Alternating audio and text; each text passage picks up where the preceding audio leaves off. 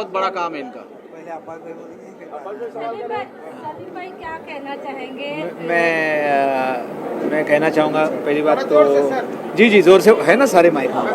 मैं आज सलीम भाई के जो साथी हैं, सलीम भाई की कंपनी के जो लोग हैं, सलीम भाई के जो रिश्तेदार हैं, उन्होंने आज सलीम भाई के बर्थडे के मौके पर हम सब लोगों को यहाँ पर मदऊ किया है कि हम उनको बर्थडे की मुबारकबाद दें, उनके अच्छे मुस्तकबिल के लिए, अच्छे फ्यूचर के लिए उनको मुबारकबाद दें और उनके लिए नेक ख्वाहिशात का इज़हार करें। और इसीलिए आज हम तमाम लोग यहाँ जमा हुए थे और केक काटा गया और उसके बाद तमाम लोगों ने खाना खाया। ये भी आप लोगों ने भी खाना खाया होगा और जिन साथियों ने मीडिया के नहीं खाना खाया है वो लोग खाना खा लें। बहुत ही अच्छा खाना है और मिठाइयाँ भी है और आइसक्रीम भी है। सलीम सरंग साहब के बारे में मैं ये कहना चाहूँगा, वो एक बहुत ही फास्ट और बहुत ही इंटेलिजेंट पॉलिटिकल और सोशल एक्टिविस्ट है।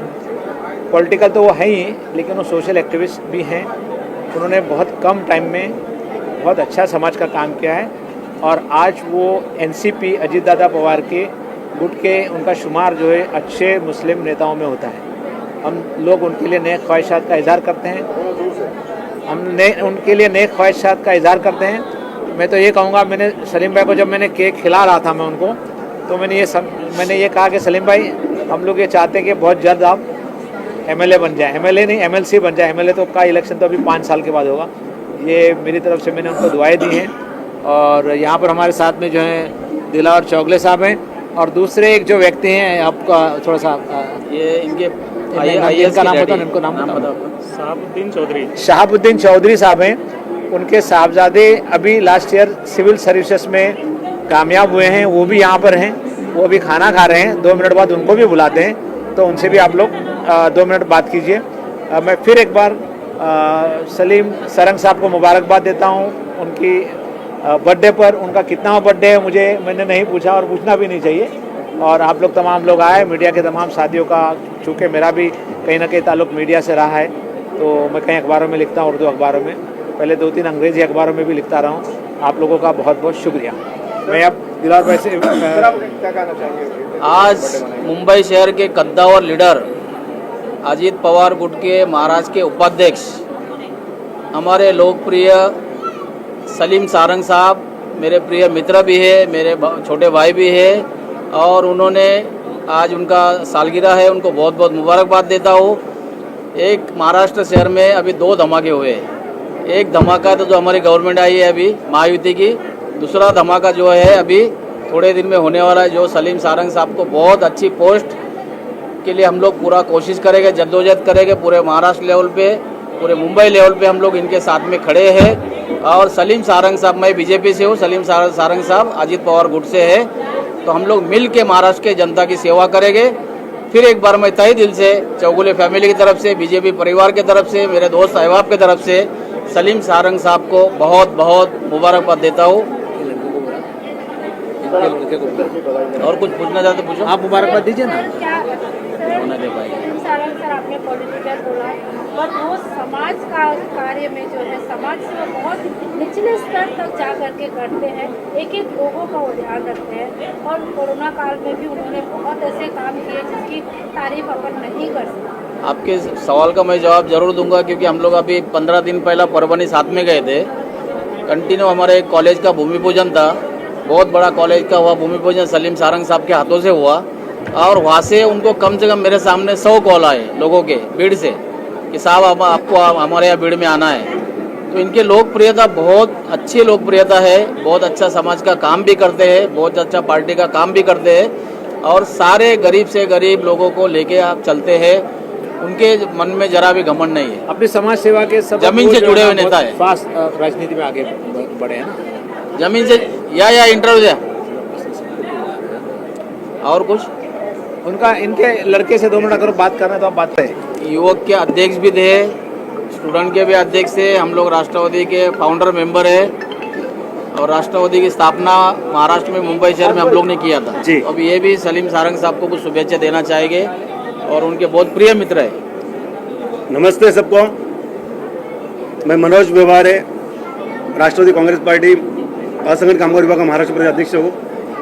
सलीम सारंग जी हमारे बहुत अच्छे मित्र हैं, काफ़ी साल से हमने साथ में काम किए, पार्टी फॉर्मेशन से हम लोग साथ में रहे हैं। मैं एक चाहता हूँ कि जो काम करेला बनता है, जो काम करेला नेक दिल बनता है, उसको खुदा भी नवाजता है। तो ऐसे हमारे सलीम भाई को मेरी तरफ से, मेरी पूरे परिवार की तरफ से, हमारी पूरी राष्ट्रवादी कांग्रेस पार्टी की तरफ से, असंगठित कामगार विभाग की तरफ से, मेरी जितने संगठन है उनकी तरफ से जन्मदिन की बहुत बहुत शुभकामनाएं। आप जियो हज़ारों साल के दिनों 50,000 और उनको सामाजिक कार्य करने के लिए ऊपर वाला ऐसी ताकत दे। जय भारत। बैकवर्ड क्लास का इलाका है, वहाँ से एक बच्चा IAS वो आपके सामने बैठा, वो आपके बारे में आपको कुछ बताना चाहते हैं। मेरा नाम शफीउद्दीन सिद्दीकी है। मेरा ऑल इंडिया रैंक 70 है 2024 में IAS एग्जामिनेशन में, जो UPSC कंडक्ट करवाता है। ये मैं रहने वाला गोवंडी का हूँ। मेरी स्कूलिंग जो है, जो 1st स्टैंडर्ड से लेकर 10th तक का स्कूलिंग होती है, वो गोवंडी से हुई है। मैंने जूनियर कॉलेज भी वहीं रह के पढ़ाई की है। स्वामी विवेकानंद से मैंने जूनियर कॉलेज किया है। फिर मैंने इंजीनियरिंग की है, सिविल इंजीनियरिंग की है, गोवंडी से हुई है। वहाँ पे रह के मैंने पढ़ाई की है। और जो मैंने इंजीनियरिंग की है, सिविल इंजीनियरिंग की है साबू सिद्दीक से, वो भी मैं गोवंडी से रह के किया हूँ। तो जब मैं पढ़ाई करता था तो बहुत सारी प्रॉब्लम्स आती थी, बहुत सारी चीज़ें होती थी, छोटा घर रहता था, लेकिन उसके बावजूद भी मतलब मेरा एक गोल था कि इंजीनियरिंग सर्विस एग्ज़ाम देना है, UPSC का एग्ज़ाम देना है। तो उसको अचीव करने के लिए मुझे ये डायरेक्ट नहीं मिल गया। उससे पहले ये एग्ज़ाम देते हुए मैं दिल्ली में 1 साल रहा। 2018 में मैंने वहाँ पे 1 साल पूरा रह के प्रिपरेशन की। तो मेरा फर्स्ट अटैम्प्ट में नहीं हुआ था, लेकिन मैं बाकी एग्ज़ाम भी देता था। तो मैं रेलवे में एज अ सेक्शन इंजीनियर लग गया था। वहाँ पे मैंने UPSC का एग्ज़ाम देते हुए मेरा फर्स्ट अटैम्प्ट में नहीं हुआ, तो मैं रेलवे में लग गया। वहाँ पे मैंने 3 साल काम किया। फिर तभी भी मैं UPSC का एग्ज़ाम छोड़ा नहीं था, फिर मैंने दिया, फिर मैं इंटरव्यू तक पहुँचा, लेकिन फाइनली नहीं हुआ था मेरा 2020 में। फिर मैंने MPSC का एग्ज़ाम होता है, महाराष्ट्र पब्लिक सर्विस कमीशन का, वो एग्ज़ाम दे के मैं क्लास 1 ऑफिसर बना। फिर भी मुझे मतलब मेरा गोल था कि मैं UPSC क्रैक करूँ। फिर मैंने 2023 में दिया तो मेरी 126 रैंक आई 2023 में UPSC में। और फिर मैं 24 में दिया, फिर मेरी 70 रैंक आई 24 में। तो कंटिन्यू जो मुझे डिपार्टमेंट चाहिए था, जो मुझे चीज़ चाहिए थी, वो फाइनली मैंने अचीव कर ली। तो ये मेरी देना चाहेंगे, क्योंकि आप बहुत जो है एक जी जी उन्हीं को लोग बदनाम करते हैं, लेकिन आप वहीं से एक हीरा बन के निकले हैं। इसका जो श्रेय है पूरा, ये तो मेरे पेरेंट्स को और जो मेरे टीचर हैं, मेरे दोस्त हैं, उनका बहुत ज़्यादा सपोर्ट रहा है पूरी जर्नी में। 1-2 साल की तो जर्नी नहीं रही नहीं है, ये 4-5 साल की जर्नी थी। तो उसमें जो वालिदैन है, इनका बहुत सपोर्ट रहा, टीचरों का, दोस्तों का सपोर्ट था इसके अंदर, और NGOs थे, उनका सपोर्ट था। फाइनेंशियली इतना वो नहीं थी, कंडीशन उतनी सही नहीं थी, तो बहुत सारे लोगों का सपोर्ट था इसमें।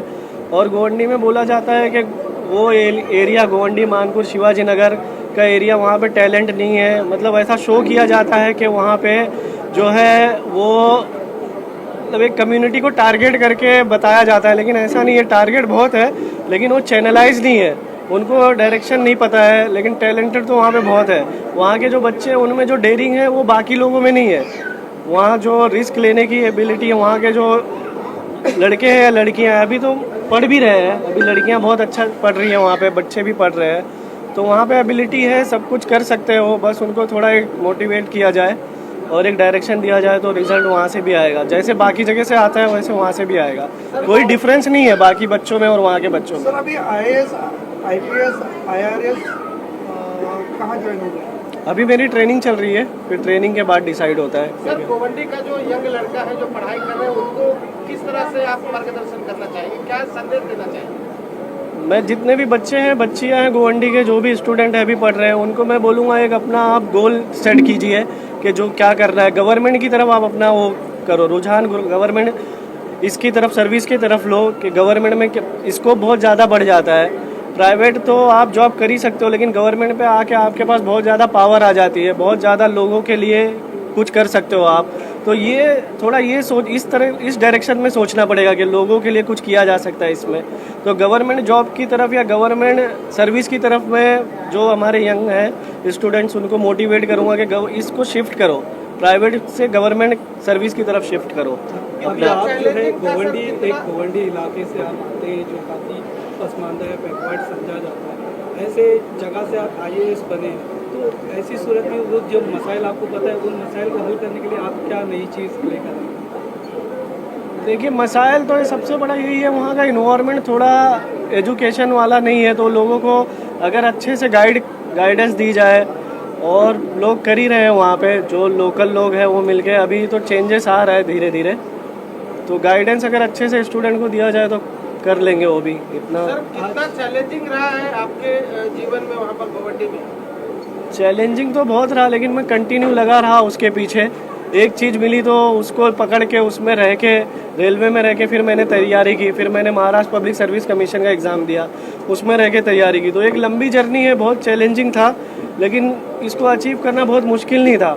पढ़ाई कितने घंटे की होती थी? स्टार्टिंग में पढ़ाई बहुत लंबी टाइम की होती थी, 12-10 घंटे की होती थी, लेकिन एक बार पूरा सिलेबस कवर होने के बाद, सब कुछ होने के बाद 6-8 घंटे में भी हो जाता था। जॉब में रह के भी प्रिपरेशन हो सकता है। सर आज खुशी के मौके पर सलीम सारंग जी का जन्मदिन है, और जी, आज आप यहाँ पर आए हुए हैं चीफ गेस्ट, और सत्कार भी हुआ है आपका, सलीम जी ने किया है, किस तरह से उनको शुभेच्छा देना चाहेंगे? मैं तो बहुत खुश हूँ, मतलब ये हमारी मुलाकात पहले एक स्कूल में हो चुकी है। एक स्कूल में हम दोनों मिले थे, तो ये बच्चों के लिए बुक्स लेके आए थे, पेंसिल्स लेके आए थे, तो ये देख के मुझे बहुत अच्छा लगा कि मतलब एक किसी को बुलाया गया है, तो लोगों को मेरे ख्याल से 400 बुक लेके आए थे आप, तो सबका डिस्ट्रीब्यूशन करवा मेरे हाथों से हुआ था वहाँ पर डिस्ट्रीब्यूशन। तो ऐसे मुझे लगता है कि ऐसा इनिशिएटिव ले रहे हैं। ये गोवंडी की बात कर रहा हूँ, हमारी मुलाकात गोवंडी में हुई थी, उसके बाद अब हो रही है। तो ये जो ऐसे छोटे छोटे इनिशिएटिव लेंगे, ग्राउंड पे कुछ काम करेंगे बच्चों के बीच में, तो बहुत अच्छा है, और मैं बहुत बहुत बधाई देना चाहता हूँ आपको ये जन्मदिन के मौके पर। बहुत अच्छा लगा क्या कहना चाहेंगे? सर का ले लो इनके जो है आज यहाँ पे आपको बधाई देने के लिए पहुँचा, किस तरह से लोगों का प्यार झलक रहा है आपके प्रति? अभी लोगों का प्यार तो मैं आपको बताऊं कि ये लोगों के बोलने पे ये जन्मदिन सेलिब्रेट किया। मेरा कोई प्लान नहीं था आज से 2 दिन पहले कि मैं ये सेलिब्रेट करूं। मेरे जो लोग थे, चाहने वाले लोग पूरे महाराष्ट्र से, उनका प्रेशर बना कि नहीं, यही वजह से हम आपसे मिल सकेंगे, आपके ये गेट टुगेदर होगा। उस वही रीज़न की वजह से मैंने ये बर्थडे सेलिब्रेशन रखा। और आप देखेंगे कि यहाँ पर लोग बीड़, हिंगोली, महाराष्ट्र के हर कोने से लोग आए, सोलापुर, और चाहने वाले लोग हर कोने से यहाँ पहुँचे। और रही बात इनकी सर की, ये IAS बने, तो मैं इनके लिए बताऊँ कि हमारा मिशन ही एजुकेशन का है। मैं आपको बताऊँ, मैंने एक मुहिम छेड़ा हुआ है कि गवर्नमेंट की पॉलिसी है, एक ऐसी पॉलिसी है जो स्लम के लिए फिट नहीं बैठती हो। 20 लाख रुपया डिपॉजिट देना, एक एरिया, स्पेसिफिक एरिया है, और रीच एरिया के लिए जो एक हाई क्लास एरिया है उनके लिए वो ठीक बनती है, और हाई क्लास एजुकेशन के लिए ठीक बनती है।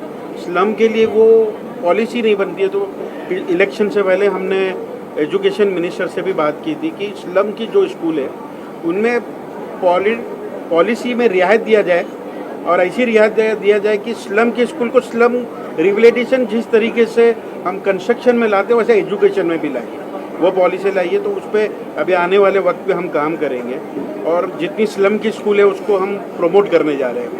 अभी MLC देखा जा रहा है, हम अब MLC देखना चाह रहे हैं। इससे ऊपर मैं नहीं देख रही इससे हूँ, ऊपर आपके लोग देख रहे हैं। नहीं, लोगों का तो प्यार है, वो देखेंगे, वो MLA भी देखेंगे, आमदार भी देखेंगे। मैं चाहता हूं कि लोग मुझे समाज सेवक के नज़र से देखें। मैं समाज सेवक हूं, मैं लोगों का सेवा करने आया हूं, उसमें जात धर्म नहीं देख रहा हूं। मुझे सबसे बड़ी तकलीफ जो है वो एक जात धर्म की पॉलिटिक्स। मैं चाहता हूं कि हिंदुस्तान में और हमारे महाराष्ट्र में और गोवंडी जैसे स्पेसिफिक एरिया में यहाँ एजुकेशन की पॉलिटिक्स होनी चाहिए। कौन सा लीडर कितनी एजुकेशन को अपग्रेडेशन करता है, उस पॉलिटिक्स में बात होनी चाहिए। अगर सालों साल से एक ही आमदार और एक ही खासदार एक ही एरिया में आता है और वहाँ की अपलिफ्टमेंट एजुकेशन पे नहीं होती है, तो फेलियर उस MLA की है, उस कॉरपोरेटर की है, उस खासदार की है।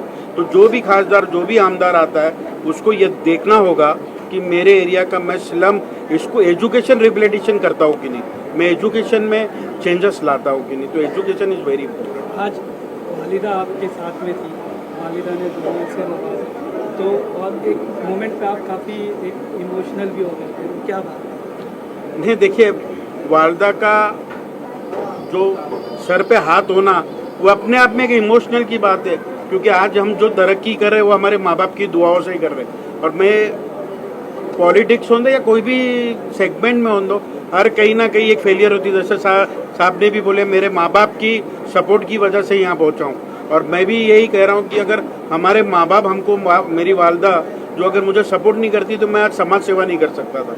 आज हमारे घर वालों के बीच में हम रह नहीं पाते, हमको पूरे महाराष्ट्र का दौरा करना पड़ता है, घर से काफ़ी दूर होना पड़ता है। तो वो एक होम सपोर्ट सिस्टम हमेशा से स्ट्रांग होना चाहिए, इसलिए मैं भावुक हो गया। और मैं ये बताना चाहूँ कि मेरी वालदा ने मेरे लिए सबसे बेस्ट गिफ्ट दिया। कल उन्होंने, आज इंस्टाग्राम के ज़माने पे उन्होंने मेरे लिए कल रील बनाया, मेरे बचपन की फोटोग्राफ्स लेके उन्होंने जो रील बनाया, that was the best gift to मी।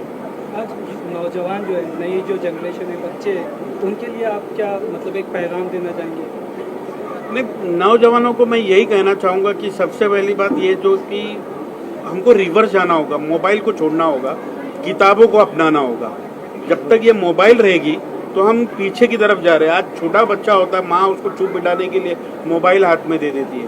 तो पेरेंटिंग भी, जो माँ बाप भी जो होते हैं अपने बच्चों को, वो ही गलत शुरुआत से एजुकेशन रॉन्ग दे रहे, तो बुक्स हाथ में देना चाहिए। रही बात गोवंडी की, तो गोवंडी हो या कोई और लोकेशन हो, कोई और एरिया हो, एरिया से मत नापो। आप कोई भी सोसाइटी को एरिया से मत नापो, मजहब से मत नापो। ये देखेंगे कहाँ कई बार हमने ये सुना है कि कीचड़ में ही कमल खिलता है, फूल खिलता है। तो हमेशा से गोवंडी जैसे इलाके में काफ़ी पोटेंशियल छुपा हुआ है, और हमको ढूंढना होगा, वो एक लीडरशिप को ढूंढना होगा। यही इंटरेस्ट था, वो जो किताबें लेके गई थी, मेरा भी यही मानना है, इनमें से कोई एक IAS बनेगा जरूर, एक IPS जो बनेगा जरूर। हमारा भी ये इंटेंशन है कि गोवंडी जैसे इलाकों से हम IAS और IPS क्रिएट करें। आप स्टार प्रचारक थे अजीत दादा पार्टी राष्ट्रवादी से, आपने बहुत मेहनत की कन्विंसिंग के लिए, तो कोई पदवी मिलेगी आपको, उसका कोई फल? नहीं, ये तो पॉलिटिकल आप बात कर रहे हो। खैर, स्टार प्रचारक तो था मैं राष्ट्रवादी कांग्रेस पार्टी से। माइनॉरिटीज की नुमाइंदगी करते हैं, माइनॉरिटीज का कुछ लाभ हो जाएगा? नहीं, देखिए, मैं कोई पॉलिटिकल पार्टी से तो मैं रिप्रेजेंट करता हूँ, लेकिन मैं एक मजहब और एक सोसाइटी को रिप्रेजेंट करता हूँ। मैंने कहा कि मैं गरीबी को रिप्रेजेंट करता हूँ, मैं एजुकेशन को रिप्रेजेंट करता हूँ। IOT से गरीबों के लिए आप क्या करवा पाए? मैंने कहा ना पहले, एजुकेशन सिस्टम जो है, इस पे ही सबसे पहला वर्क है हमारा, कि एजुकेशन की पॉलिसी को हम किस तरीके से स्लम के फेवर में लेके आए। ये सबसे बड़ा मेरी इनपुट रहेगी, इसमें हम सारा जल्दी ध्यान देंगे। मुस्लिम रिजर्वेशन का मामला आपकी तरफ से चला था, आपने बहुत कोशिश की, वो मामला कहाँ तक पहुँचा? नई सरकार में उसका फॉलोअप होगा? अभी इसको आप पूरी तरह से पॉलिटिकल लेके जा रहे हैं, ये पॉलिटिकल माहौल नहीं है, अभी ये बोलना भी ठीक नहीं है।